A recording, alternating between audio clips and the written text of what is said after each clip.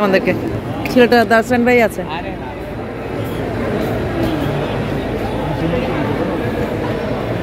এখানে ক্যাব পাওয়া যায়, মানি এক্সচেঞ্জ হয়, ফরেনের রাস্তা, এভরিথিং। গুয়াহাটি থেকে অনেকগুলি ফরেন এসেও যায়, ফ্লাইটও যায়। টি এক্সপ্রেস,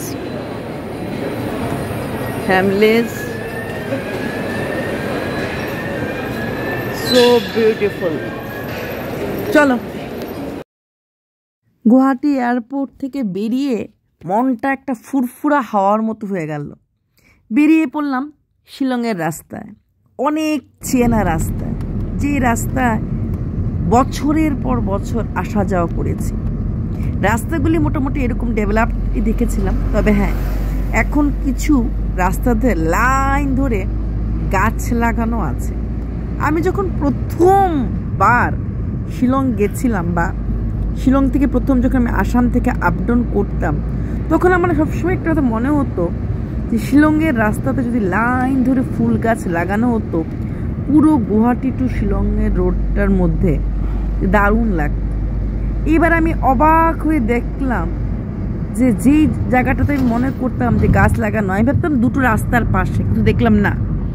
এইবার দুটো, একটা তো মানে একটা হচ্ছে ইনসাইড, একটা হচ্ছে আউটসাইড, দুটোতে রাস্তাতে মাঝখানে দেখলাম শিলংয়ে একদম লাইন ধরে গাছ লাগানো আছে, ফুল গাছ। গাছগুলি বেশ বড় হয়েছে। আমার মনে হলো কত বছর আগে আমার এটা মনের মধ্যে এসেছিল। আবার এই কথাটা আমি হাজব্যান্ডকে বলেছিলাম, হাজব্যান্ড বলতে ধুর, কার ঠেকা পড়ছে তো সারা রাস্তার মধ্যে গাছ লাগাতে। কিন্তু কেন, গভর্নমেন্ট তো এরকম স্ত্রী বুদ্ধিজনক কিছু করে। তখন শিলংয়ের রাস্তাঘাটগুলি এত বড় ছিল না তো। এক্সপ্রেস মানে ন্যাশনাল হাইওয়ে যখন নেওয়ার পরে যে প্ল্যানটা হয়েছিল ভারত সরকার, তখনকে এই রাস্তাগুলি পাহাড় কেটে কেটে কেটে কেটে বড় হয়েছে। তখন তো বড় রাস্তা ছিল না যখন আমরা আসা যাওয়া করতাম। তারপর ধীরে ধীরে রাস্তাগুলি হতে চোখের সামনে দেখলাম অনেক দোকানপাট উঠে যাওয়া, দেখলাম অনেক দোকানপাট গড়ে ওঠা। কিন্তু এই দেখো, এই গুয়াহাটির সাইড দিয়ে আমরা এখনও কিন্তু আমরা শিলংয়ে ঢুকিনি, আমরা গুয়াহাটির সাইড দিয়ে একটু একটু বেরিয়ে যাচ্ছি। তোমরা জানো বোধ হয় যারা শিলং গুয়াহাটি থাকো, এমনও কিছু এরিয়া আছে যেখানে রাস্তার এই পাশটা হচ্ছে মেঘালয়, ওই পাশটা হচ্ছে আসাম। তো মানে একটা রাস্তা ক্রস করে এদিকের বাড়িটা বলবে আমরা আসামের লোক, এদিকের বাড়িটা বলবে আমরা মেঘালয়ের লোক। এই ব্যাপারটা আমার প্রথম খুব হাস্যকর লাগতো এবং অবাক লাগতো, কি করে ওরা মানে এত কাছাকাছি লোক। দেখা যাবে একই স্কুলে দুটো বাচ্চা পড়ছে, কেউ বলছে আমি অ্যাসামিজ, মানে আমি আসামের রেসিডেন্সিয়াল, আরেকজন বলবে আমি শিলংগাইট, আমি মেঘালয় রেসিডেন্সিয়াল। তো আমার এই জিনিসটা কিন্তু সত্যি খুব অবাক লাগতো।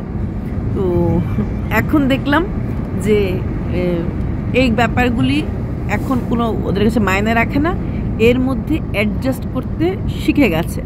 যেরকম শিলং গুয়াহাটি খুব দূরত্ব না, কিন্তু একটা এত ঠান্ডা, একটা এত এরকম গরম জায়গা। তাই এই যেমন ক্লাইমেটিক চেঞ্জ, তেমন শহরের সব কিছুতেই একটা চেঞ্জ। ড্রেস, শিলংয়ের মানুষরা জেনসাম পরে, আমি আগেও বলেছি, শিলংয়ের ছেলে মানে পুরুষ মহিলাদের ড্রেসগুলি আপনারা দেখেই বুঝতে পারবেন কালচারালি অনেকটাই ডিফারেন্ট। মেট্রো একটা ফ্যামিলি, ওখানে মাতৃতান্ত্রিক সব ঘর দরজা, মানে পুরুষরা বিয়ে করে যায় না, মেয়েরা বিয়ে করে আসে, মাতৃতান্ত্রিক সমাজ, ঠিক আছে। তো শিলংটা অনেকটা সেই রকমই। তো এইখানে দাঁড়িয়ে আমার সত্যি আমার মানে বোঝাতে পারবো না, আমি যখন শিলংয়ে ঢুকছিলাম আমার মনটা কীরকম হয়ে গেছে, মানে ছোট্ট একটা পাখির মতো উঠতে ইচ্ছে করছিল, এতটাই ভালো লাগছিল। হ্যাঁ, মানে চেনা জানা রাস্তা। এই দেখুন, শিলং গুয়াহাটি রাস্তার মাঝখানে থাকে অনেকগুলি খাওয়ার জায়গা। শিলংয়ের এই রাস্তা, এই মিষ্টির দোকান, এই ট্রাক,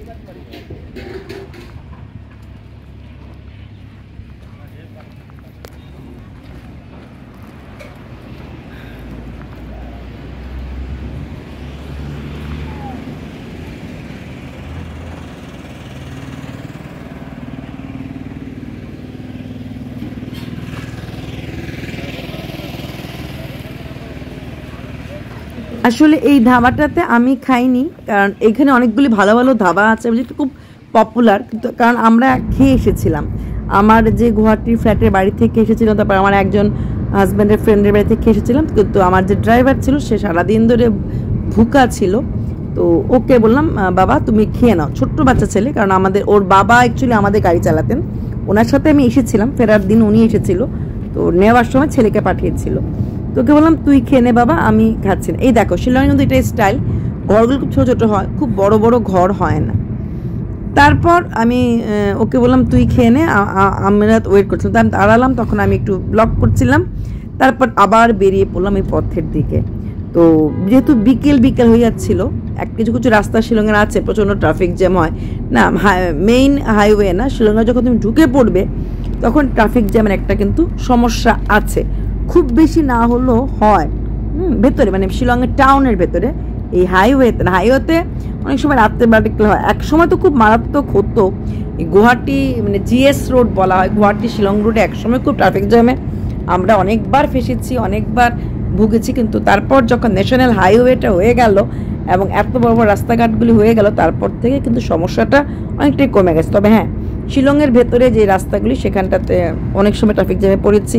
আমাকেও স্কুল থেকে যেতে গিয়ে আধ ঘন্টা 1.5 ঘন্টা বসে থাকতে লেগেছে ট্রাফিক জ্যামের মধ্যে, ওইটা পেয়েছি। হঠাৎ কোনো মানে কারণে ট্রাফিক জ্যামে অনেক সময় গাড়ি উল্টে গেল, এগুলি খুব বেশি মাত্রায়, ট্রাক উল্টে যাওয়া, গাড়ি উল্টে যাওয়া, তো ট্রাফিক জ্যামে তখন পড়তে লাগে।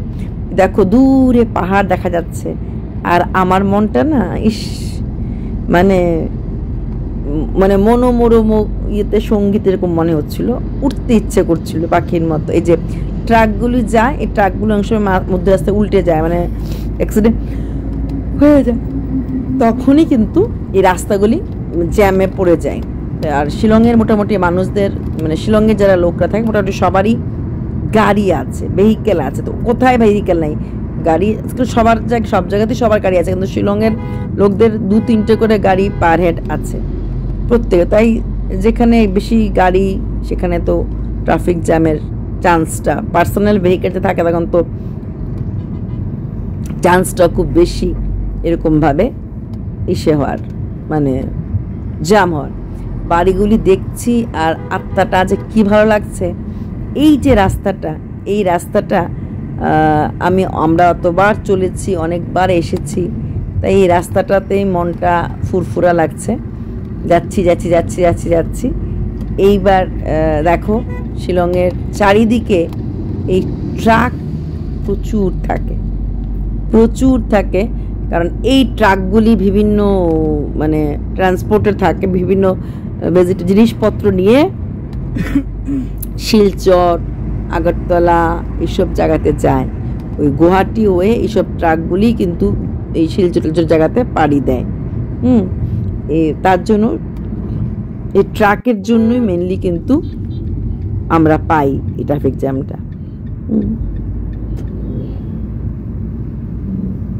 দেখো আমি মানে এই জায়গাটাতে তোমাদেরকে স্লো তো দেখাচ্ছি, কি সুন্দর লাগছে তাই না, অপূর্ব লাগছে এই জায়গাটাতে, অপূর্ব লাগছে।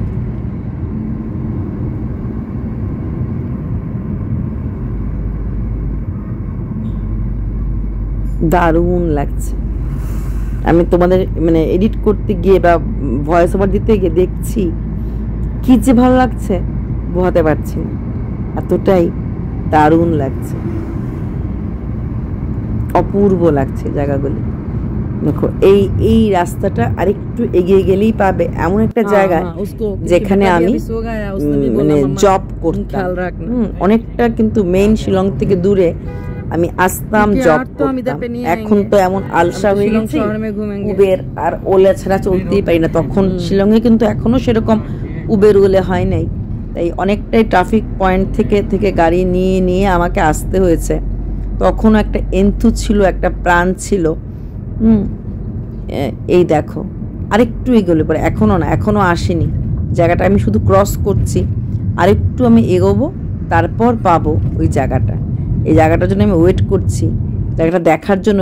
এই দেখো এই গাছগুলির কথা বলছিলাম, দুটো মানে একটা ইনসাইড ওয়ে ইন ওয়ে আর একটা আউট ওয়ের রাস্তার থেকে এরকম গাছগুলি দেওয়া আছে। দারুণ দারুণ লাগছে এই গাছগুলি, খুব সুন্দর লাগছে এই গাছগুলি। হ্যাঁ, এত সুন্দর করে এই গাছগুলি লাগানো এবং ফুল ফোটা।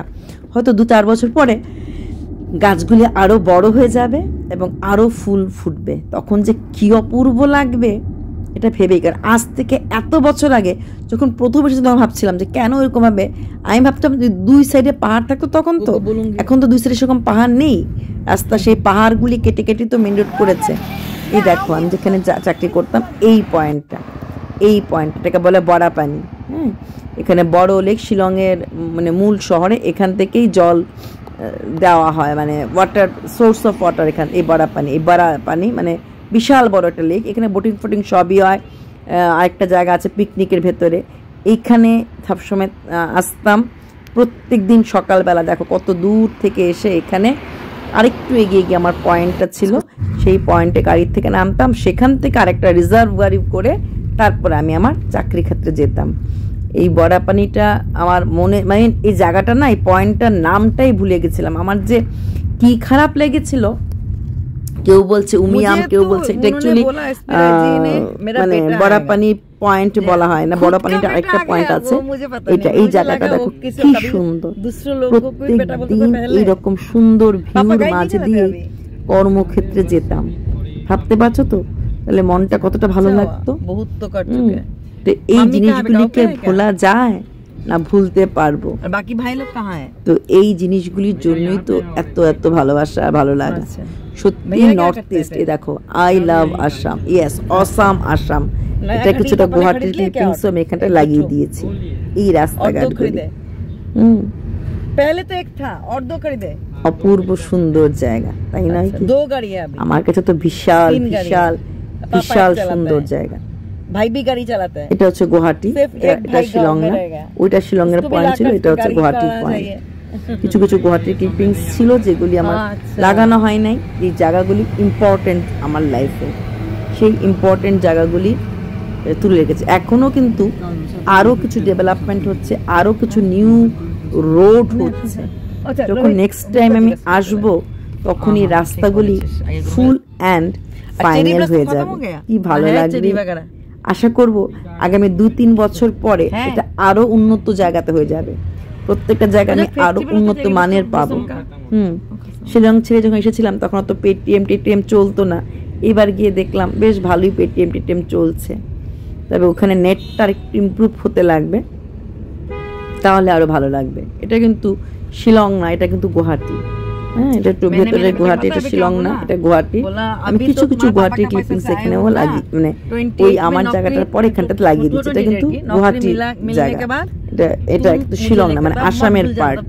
নারকেল গাছ টাছ দেখলে বুঝে যাবে সেটা Assam, it is not Shillong. শিলংয়ে নারকেল গাছ এইভাবে হয় না।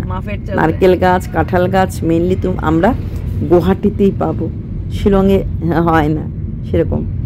শিলংয়ে অন্য কোনো সাইড হয় কিনা জানি না, কিন্তু মানে মেঘালয় অন্য কোনো সাইড হয় কিনা জানি না, শিলংয়ে হয় না। নারকেল গাছ দেখলেই বুঝে যাবে যে এটা গুয়াহাটি, এটা গুয়াহাটির সাইড, মানে ওয়ে টু শিলং চলছে এই সাইডটা। এই রাস্তাগুলি আমার অনেক স্মৃতি রয়ে গেছে এই রাস্তাগুলির মধ্যে। এই যে